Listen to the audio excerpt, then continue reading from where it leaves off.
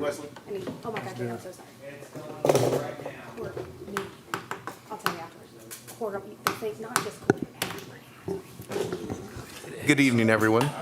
We are here to reconvene our tax hearing due to my error of not having public comments. So I'm going to own that error, and then we're going to move on. So we will be keeping things by the book as we're going through the year, and this is just one instance of making a mistake. So first of all, please let's stand for the Pledge of Allegiance. In the very back. I pledge allegiance to the flag, the United States of America, to the republic for which it stands, one nation, under God, indivisible, with liberty and justice for all.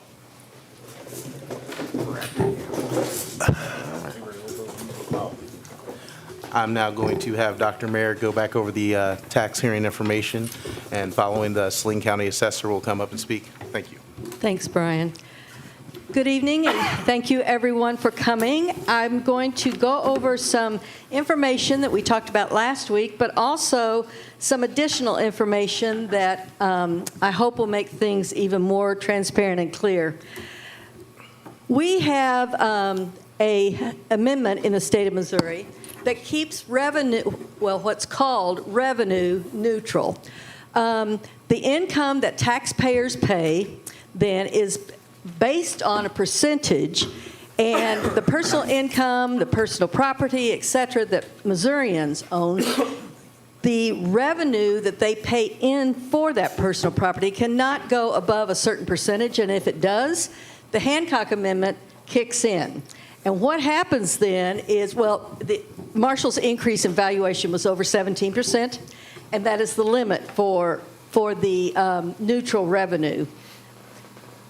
So Marshall's tax ceiling was lowered so that the taxpayers aren't paying substantially more for to the school than they did last year. The low tax rate is due to this application. It places a limit on any large increase in tax revenue in our district. So the results then of this amendment and of our tax levy is that we are setting our tax levy at $2.83, which is $873 less revenue than if we did not have the Hancock Amendment. Now, I'm not saying that's less than last year. What I'm saying is that if the Hancock Amendment was not enforced, if it wasn't there, we would have had $100,000 more in revenue. But that did not happen. So Marshall taxpayers may be paying more taxes, but they're not paying significantly more to the school. And I wanted to show you that the amendment significantly blocks large tax hikes to the district. So let's talk about assessed value. This is the assessed valuation of your property, how much it is valued. It is a percentage of the market value that's determined by the assessor's office. So to calculate the assessed value, you multiply the market value or the appraised value by the appropriate assessment rate for the type of property. Oops. So we are looking at residential property mostly. Residential property, the rate for it is 19%. When I was in college, it was 17%, but it's 19% now. Commercial property, 32%, and agricultural, 12%. So if you put a fence around your backyard and put a couple calves out there, you can maybe call yourself a farmer and reduce your tax rate. So the Hancock Amendment, then, this is how it works. Rather than paying $3.12 per 100 of assessed valuation, you're paying $2.83 per 100. So let's look at this time frame. Before this year, if you had a house that was worth $100,000, you multiply that times 19%, because that's the residential rate. That's $19,000 multiplied by the school tax. So last year our tax was $3.12. So that equals $59,280. Then you divide that by 100 cents to the dollar, and you get $592.80, what you paid last year. This year, let's say your assessment went up to $125,000. Again, you multiply by 19%. The school tax then would be times $2.83 divided by 100 is $672.13. So the difference then from last year to this year is $79.33. So although someone may been taxed for $600, their portion to go to the school, if they live in this type of house in this valued, assessed valuation, their difference to the school is about $80. So this year then, our assessed valuation increased by a lot. The total was $208,455,387. So it increased by $781,562. The personal property increased by $5,592,233. So the assessed valuation of Marshall School District increased by a little bit more than $34,000. The tax rate, however, decreased by 29%. So that is a different than what we would have gathered for the $3.12 compared to what we gathered for the $2.83 is about $600,000 less. So here is the tax proposal, and actually we have very little to do with this. It comes straight from the state auditor. This is the amount of tax that we legally can tax our taxpayers to stay revenue neutral. Now, that doesn't mean that we're going to receive the same amount of revenue as we did last year, but we can't go over a certain percentage. So then if the tax rate is set at $2.8316, then the tax revenues will increase by $276,449.20 over last year's tax revenues. So that results in that difference. As you can see here, this is a 5-year comparison. And we have gone from these figures in 2017 to these figures in 2021. Now, our Saline County assessor is here to talk to us about how that significant jump happened. And she explained it to me this afternoon, and even I understood it. So thank you. So Jessica, this is Jessica Goodman.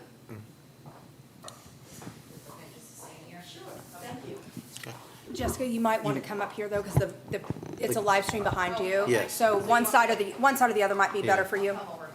All right. I've tried to do my best. Can you all hear me? Yeah, you're good. I tried to do my best. We sent out a letter in, I believe it was February, that tried to explain what was coming down the pike, to try to better prepare taxpayers to know what we were going through in our office. And then, of course, everyone got what was called an impact in June that let them know what their value was going to be set at, and then they had the option to attend what we call BOE, but is Board of Equalization at the local government level. We had probably about 2 weeks of packed days of BOE people to contest their value. So I guess I need to start and kind of explain that the State Tax Commission kind of governs my office. They are the ones that are in charge of making sure that I'm following the laws that's set forth in the statutes. I am required by law to assess property, or appraise property, I guess, at within 10% of what it's selling for. I don't know if you guys have been able to watch the housing market here lately, but you know that it has tremendously increased. Therefore, pushing the mandate for us to increase our values.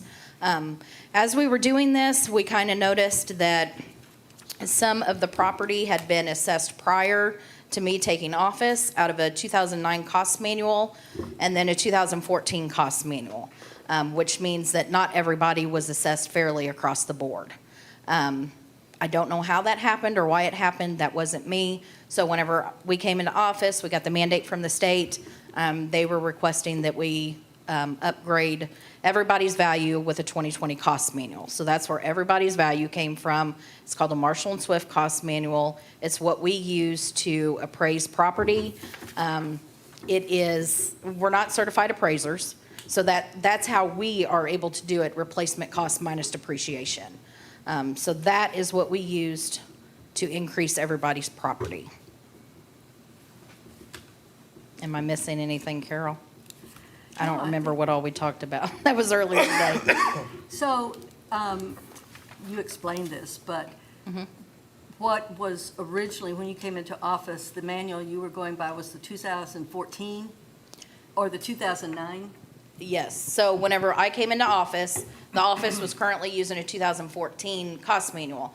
The issue with that is that other properties have not been reassessed with that 14 manual since 2009. Oh, And I we see. found that out as we're going through every single property. So whenever we did it, we did everybody across the board with a 2020 manual, which would mean everybody's assessed fairly at the same book, same cost. And then, so some people saw a little bigger of an increase than the others. So they then, some people in our community their taxes hadn't really been raised or assessed differently since 2009? You are correct. Wow. Yes. How often does that cost manual come out? The cost manual comes out every year. We have what's called a residential sales study done every 2 years. A commercial study is done every 4 years.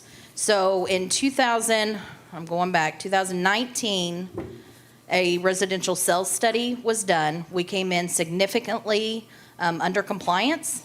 And so then that's when, in 2021, we were mandated to increase, because we can only increase on odd number years. We can't do it on an even number year.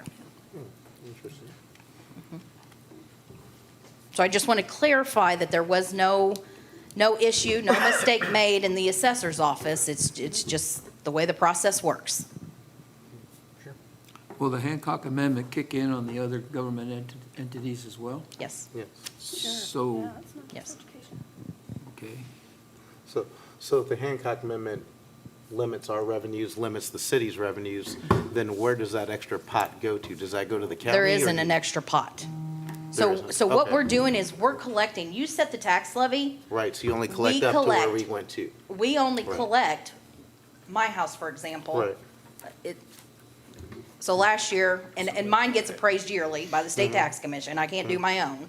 So mine last year appraised for $196,000. So then they did it again this year, and it came in at $225,000.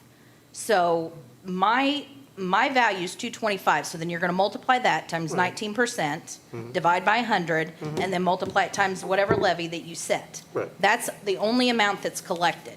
There is no extra, it's what you all set And the the levy city at. does the same? Because the Yes, city has a- all taxing every entity. entities, Okay. yes. Mhm. Yep, So who's whenever- getting extra money out of that? There's no extra there is money. no There's no extra extra money. money. That's why they dropped it There's no back. extra money. Yeah. Look, so Yeah. if this is your value, then let's say school board. Thank you. You're welcome. City, Well, there's no extra money any year. county. No. They No. all set their tax We're only number on collecting that, what and then you all whatever tell those us to totals collect. are, that's your All right, tax then. number. I set the Does that value, make you all sense? set the rate. So there's not any. Thank you, Ms. extra. Goodman. So, Well, I'm just saying. Mr. Lenz, I'll recognize you for a public comment No, at this time. Even if there is more in the assessment, Oh, it's based. Do you want me to your go over number- personal your numbers increase, here why it and then the increased? tax Do you want me to goes clear this up way. that, or? Personal property? Yes. Sure. So Why not? We'll be an informative board. Why not? we love to Somebody out educate, because there- I tell you, it makes my office a lot easier whenever we do. Somebody out there is watching, I hope. Yes. Yeah. Go ahead. So personal property also increased this year. I don't know if you've kind of watched the news and knew that trucks are hard to come by, SUVs, cars, even used ones. The market on them has increased because there was less demand. So what that does is we're required to use NADA value from the October edition of every year.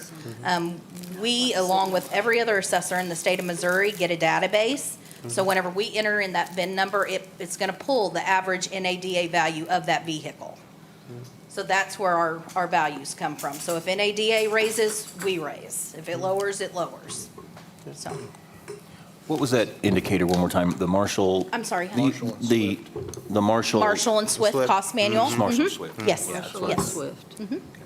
Appraisers use it, insurance companies. Sure. Yeah. So, any other questions? Thank you. No? No, ma'am, thank you. You're welcome. Jack? Mr. Lenz? Will they introduce themselves so we know who they're talking to? President Jakes and ladies and gentlemen of the school board and Dr. Mayor, thank you very much for letting me speak tonight. I'm sorry that I screwed up your meeting 2 weeks ago or whenever it was. And what is your name? Who are you? My name is Jack Lenz Jr. Jacqueline. I'm 86 years old. I'm a widower. I play lots of golf, and I enjoy life immensely. Thank you. In fact, this next Saturday, if my wife was still living, it would be 66 years for Aw. it. We made it 61 plus years, but I lost her 4.5 years ago, which doesn't have anything to do with the tax rate, does it, Jessica? Son of a gun. It just means I don't have her income to help pay the taxes. Anyway, I learned this from some of my school teacher friends that you, when you're teaching, you don't pass, I'll get it, you don't have to that do that. microphone is on there, too. When you're teaching, you don't pass out things before you start Absolutely. talking because Absolutely. everybody just looks at them and doesn't hear what you say in any Absolutely. way, shape, or form. So anyway, I want to pass this out, and it's just some figuring I did and some scribbling around and stuff. And let's take five. Take five. There. Okay, there's more than 5 there. Okay, thank you. Anyway, Brown noser. when you look at this, at the very top, at the very top is my information. 2020, my house appraised $150,000, and 21 it appraised at $245,132. That's an increase of $95,000. The evaluation, you can see, it went from 28.5 up to 465.7, an increase of 18,000. Okay. The first item on the left, 2020 itemization of the tax, that is off my actual taxes from last year. Those are true numbers. If you go down them, I paid $1,559.60 in real estate taxes last year. Then just for kicks, I took the new evaluation times last year's tax levy, and it would have come out $2,550.95, or an increase of $990. However, didn't do that. As Dr. Mayer said, you lowered it to 2.8136 or something like that. 2.83. Okay. And Dr. Mayer, let me ask you a question. Is that, you could have recommended lower than that. That's the maximum you could go to. You could lower it, you could The pass it. lowest by law you can go to is $2.75. Okay, so you could have gone there instead of the 2.8. Yeah. Okay, that's fine. Now, the next line, the city of Marshall is the top one in there. They lowered their tax rate, and so that new tax rate for them, I got it on here somewhere. It's up at the top there. My taxes to the city of Marshall at this time increased to $145.86. Okay, that's just information. It was just kind of a fun thing to do. I also, on that, figured out, like for the Marshall School Board, where it says 3.2 and then it says 1.96, if you take that times the new assessed evaluation, that would leave the taxes exactly the same as last year, or within a few cents. And I did that with my calculator, and it was kind of a fun exercise because I had to guess. There's probably a formula for some math teacher that could figure that out. But it took me a while to get that done, and I did that all the way down the line, just for my own information. Okay, now your your 2.8316 times 466, and I'm not a math teacher, but it was easier for me to do it this way. There are, in my evaluation, there are 466, I rounded it up, 100s in that. So you can drop the 2 zeros and multiply your 2.8316 times 466, and you get the same number that you guys got, which in this instance comes out to $1,319.52. So my taxes will go up to the school system of Marshall, $409.52. And one thing I didn't understand, Dr. Mayor, was at the last meeting, and I still don't understand it completely. At the last meeting, you stated that the school was not, and I quote, not going to have more taxes from the school. And yet, in your thing that you passed out, it says that the school will increase its income by $276,449.20. Isn't that additional income? Yes, it could have been $600,000 higher if we left it at 3.2, but it's still, you're getting an extra $275,000. Okay, so you said the school paid the school. So did you really mean the taxpayers paid the school? Well, the I taxpayers think pay. you have to take the $260,000 and divide that by how many taxpayers you have in the community. Well, see an average that's number. true. $407.52 is all my share of that. Isn't that right? That's my share of I it. don't know. I didn't put down the calculation. I guess I could if you wanted me to. By the information you've given us, that sounds correct. Yeah, so everybody, I won't say everybody because that includes a lot of people, but pretty everybody's going to pay more in real estate taxes this year, and the school is going to get $276,499 or whatever it is, more this year than it received last year. Yeah, Divided by 8,000 for the average. okay, but why did you make the statement that the school wasn't going to get any more money this year? I didn't make that Yes, I statement. took it off the video this morning, Okay. quote. All right. If I did, it was my mistake. Well, okay, So sorry. that's fine. Okay, that's the end of my presentation. I do thank you for your time.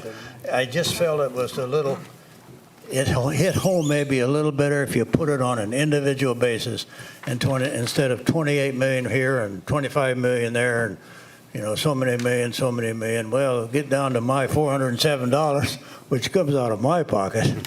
It means more to the individual taxpayer. I hope each one of you school board members went home and figured out what your tax increase was going to be. Yeah, I did. And it was, well, never mind. Scared you, didn't it, Mr. Carroll? Yeah, it sure I have did. 2 homes in Marshall, so Yeah. I think I'm probably paying right along with the rest of you. Okay, thank you. Thank you. sir. Thank you, Mr. Jakes. You're welcome, sir. Thank you, Mr. Lenz. Mr. Roger Blakely, you had also Thank you, Mr. wanted to have a Lenz. public comment, and I will start your 5 minutes once you get started, sir. Thank you. A couple of things I would say before I start. I'm going to be saying some things that questions has been raised to me, and I know this is going out to the public, and maybe that'll avoid some questions that might be coming. And so I'll start out by saying I'm surprised that the school board is having a second tax rate hearing after 1 week of the first tax rate hearing. I've presided 25 tax rate hearings in my past and never have had a second one of any of those. I can only guess that since there is no public comment item posted on the agenda and a citizen is denied the right to speak, that this may have caused the tax rate hearing to be viewed as invalid. And so I expected the school board to go through the same thing we went through last week, only with public, and make it valid. Our school district has 2 policies that deals with public comment at regular school board meetings. The policies state that there are 2 ways that citizens may address the district school board at regular meetings or such meetings as the tax rate hearing. Tonight, I would not be surprised if the board would repeat what they did last Tuesday and provide public comment section, and also hope that they will provide an apology to the person they denied the right to speak to the last meeting. I understand that's already been done. I would hope. And then the two policies that deal with this is BDDB-1 and BDDH-1. Both of them provide ways that the person can speak at a public comment in the board. Tax right hearing is deliberately set in late August to permit additional time for a budget to be drafted. Policy DB states that the budget for an ensuing year must be adopted before July the 1st, provided financial information is available. In any event, final budget must be completed and adopted before the school year begins. Then the tax rate hearing is held, and that final budget justifies the rate that is charged to the public. In any event, the final budget must be completed and adopted before the school year begins. This is so that the tax can be justified. In this district, the final budget is generally provided to the board in October, long after the tax rate has been set. And that's just a point that I went back and looked. I've addressed the board at numbers of tax rate hearings, and that's one thing that I'd mentioned in the past. Public comments at board meetings have been a problem for the superintendent since she came to Marshall. She has changed the policy 4 times, making the requirement to address the board more restrictive until the current policy. The board needs to revise this policy and delete the clause that says topics may be discussed only once and no repetition during future board meetings unless the board requests. I think that needs to be changed because that separates you from the district, and I think you want to be more open to the district. One last suggestion that I would make, if the board really wants to be in touch with the community, each one of you should create an email address just for school business and release that address to the public. That way you'll have, everybody can get in touch with you. They can't get in touch with you by the telephone because we all have cell phones. And those are not listed in the phone book or anything else. And so I would ask that the board exercise that and make things a little easier for people in the community to address the board. The last comment, the public address or the public comment section is supposed to be a part of the agenda. And when the board goes through the board meeting and they come to the public address or public comments, they should ask if there's any public comments to be made, because people can make comments to the board for anything that's on the agenda without prior notice to the board. And that's the way I interpret it, and I think that's the way you would interpret it. And I appreciate the time you've given me. Thank you. Thank you for your time. So, just a few things. We normally don't always reply to public comments, but there's a few comments that were given that I'd like to reply to. Firstly, all of our email addresses are listed as of a Marshall Lowell's email address, and they are on the website, as well as our other contact information, including our home addresses, I believe. So I've received mail, I've received email, I've received texts, I've received Facebook messages. If you can't find me, then please reach out to someone else because they've been able to find me in town. I'm not going to have a conversation about it, but we can talk about that later, sir. I'll be happy to talk with you after the meeting. So, and I'm still not going to recognize it and continue the debate about it, but I will be happy to meet with you afterwards. Secondly, half of us on the board have talked about the need to review the public comment section, and we plan to discuss that and look at that next meeting. So we will be looking into that as well. So just on those 2 points. Yeah, I'd like to comment on that too, because that was one of the first things I did when I got on the board. Talked about that policy, and we started working on it, and we had a draft started. Everything goes back. We blame everything on COVID. Some things took more priority than comments, and the president and the president before him have been fairly liberal. And if somebody's sitting out here and wants to talk to us, I mean, if you don't get us in the public comment, you can get us in between. Roger, we go back a long way. I think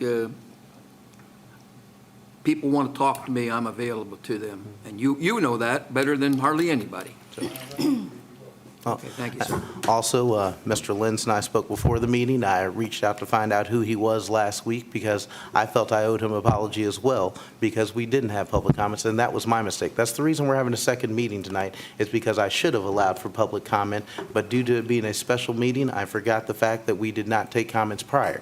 And that is why we're redoing this meeting at this time and before the September 1st deadline, of which we have to give the tax rate information to the rest of the offices that have to respond to it. So we're trying to be as above board and transparent as we can in all avenues here. So please bear with us as we are human. And like I said, I made a mistake of which I corrected and am publicly shaming myself for in front of everyone live streaming tonight and archive for the rest of history. So. I abused him personally, but I should have spoke up. I knew in the back of my mind we should have, but I didn't. That's it, I'm done. So on that, now I need to move on to the true tax hearing section, and we need to make sure that we adopt a tax hearing and vote on that this evening. The proposed tax hearing, I believe, or the tax amount from Dr. Mayor and from the auditor's office was 2.8316? Yes, Is that correct? correct. Correct. So I'd like for a motion for that figure, or it could be down to 2.75, which is our lowest number as it could be if we want to decrease our values for the year. Well, as a taxpayer in this community that's very proud to be able to pay taxes, I'm very proud to have a position where I employ people that also are able to pay taxes. I think it's very important that we maximize our kids' opportunity, and one of the only ways to do that is with money. And so I'm going to make a motion that we set it at 2.8316. Is there a second? I'll second that. It's going to cost me a lot of money, but I will. It will be too, Harry, but the kids deserve it. I agree. I agree. I'll second it. Is there any more discussion before we go to a vote? All those in favor of setting the tax rate at 2.8316, please say aye. Aye. Any opposed or abstaining? Then I thank you. I need a motion now to adjourn from open session and move to closed session as to 610.021 for hiring, termination, disciplining, and promoting, and for confidential privilege with the state auditor. So moved. Second. Okay. Harry? Aye. Matt? Ed? Aye. No? Aye as well. Thank you. We'll be moving out of open session. Can't believe how much money I just spent.